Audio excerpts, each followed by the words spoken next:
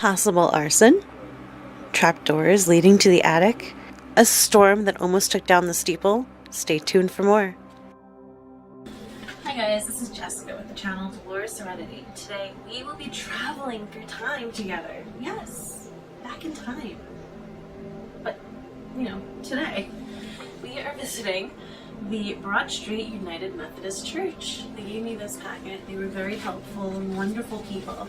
I want to thank Bernie and Allan for helping bring me on a tour. They even brought me up to the attic and the steeples, and you can come with me if you stick around. Most of this packet has the information. Some of it is some pretty cool pictures. So the Broad Street United Methodist Church has a lot of repairs to do.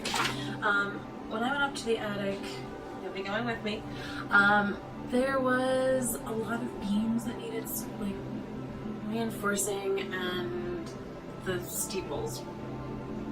They're in need of work and they're in need of donations. So if you're interested in donating to their cause, I'm going to leave a link down below and you can check that out and check them out. And awesome. The cornerstone of the new church was laid in May 28th, 1873. On dedication day, the building was described as follows. The dimensions of the church are 110 feet in length and 64 feet in width, and the sanctuary will seat 700 persons. The structure is of brick with limestone trimmings, and in all its parts symmetrical and well proportioned. The spires rise from the north and the south corners, the former to the height of 115 feet and the latter to that of 190. Inside the church is finished off with a substantial and beautiful manner. Around the west half is a circular gallery. This is finished with very heavy balustrade of black walnut with a background of ash, and it gives the room a very stylish appearance. The pulpit furniture is of the most elegant description. The audience room beautifully and tasteful frescoed, and in the basement of the church are all modern conveniences. A large lecture room fills the main portion of the church. In 1933, a great whirlwind blew through Norwich, most likely a tornado, and twisted the 190-foot south steeple off its foundation.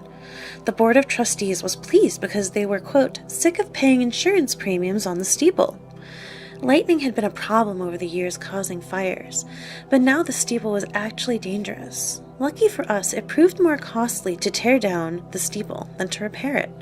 So the board hired a church architect from Philadelphia who designed an oak structure that was built inside the steeple.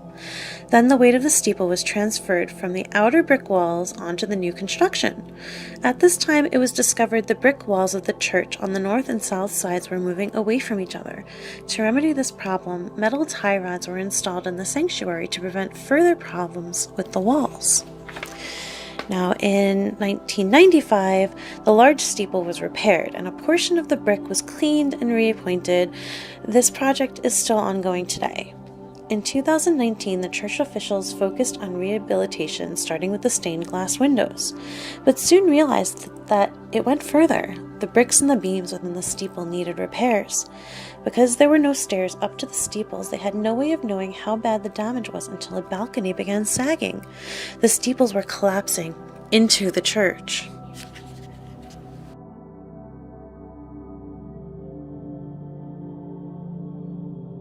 Looking back there at a leak and realize I'm going to fall over backwards if I don't hold on to something. Especially if you get vertigo, right? I guess that's what they call it. I think that the seating capacity in here, if the balcony and the level below is all full, is around 700 people.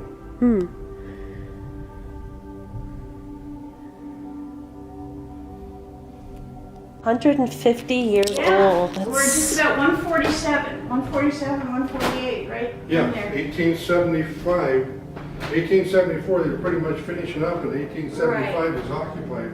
Right. The one important addition to this has been the elevator. I didn't think that that's been around for a while. No, fortunately, Mr. Otis didn't design that back in the 1880s or 1870s. 4 different things I think worth looking at. There's a man on top of the steeple. There are a few of them around him. On that portion that's open, a third of the way down, there's someone else on the face of it. And to date the picture, if you look down at the bottom on the street level, there's a gentleman wearing a stovepipe hat. Oh, goodness. Can't see where it went, right in there. Wearing a stovepipe hat, huh? A funny story that's in the history of the church Bernie gave you. I think it was a doctor owned a house on the right of the church and had a stable. And the church wanted the property where the stable was at, but he didn't want to sell it. And one night the stable burned down. Oh no. Was it divine intervention or arson? Did anyone ever find out? My thought, because I'm cynical, is it was arson. And he sold after that. Before the church was built, they hired an architect, and a problem soon arose. The congregation wanted to have use of the original church during construction. However, they did not own enough land to permit both churches to stand at the same time. The problem was Dr. Baker's office and a carpentry shop that occupied the south line of their property. They tried to buy both of these properties with no success. So according to legend, they went to praying. And in the night, the doctor's office burned to the ground, and the carpenter soon came to his senses and moved his building.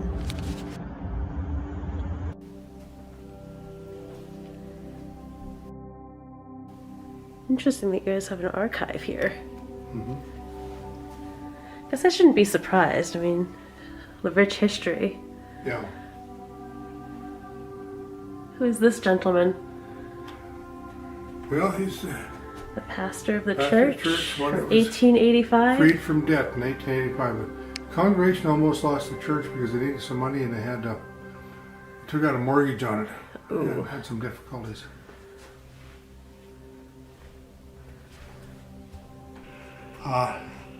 I think this was the side that the girls' Sunday school class was in, and the other side was the boys' Sunday school class.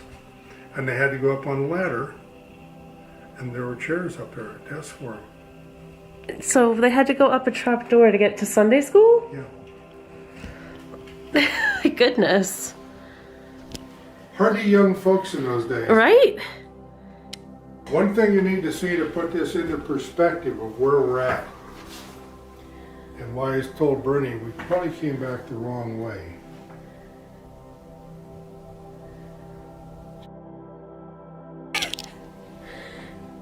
Can't see it, but there's the church. Yep. Back in 1915 to 1918, the Sunday school was held in like the trapdoor attic rooms. And when the Wesleyan Brotherhood first asked the Board of Trustees for their own place to meet, well, shortly after that they were given access to an attic room at the north side of the church.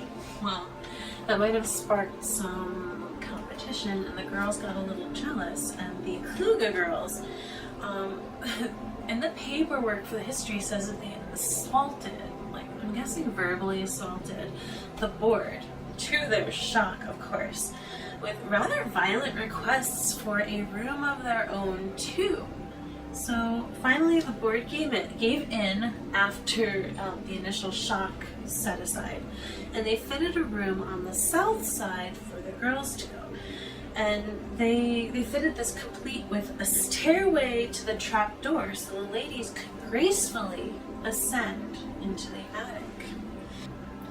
These two rooms were used for 10 to 15 years. And I guess there are still stories floating around. Nobody today can remember what those attic rooms look like, but there's still stories floating around out there about, what it used to look like. That's pretty cool. So these days, they don't have anyone needing to climb into trapdoors. The only thing that's really climbed these days is like the little jungle gym that they have in the big room for like the TLC program. They have this newer, built in the 1950s side of the church where they have the administrative offices and the Sunday school and bathrooms and all of that wonderful stuff, and including the TLC program, which my son is a part of, and he loves it. And I have to say that the teacher, Miss Kay, is absolutely wonderful, and I would recommend this program to anyone, hands down.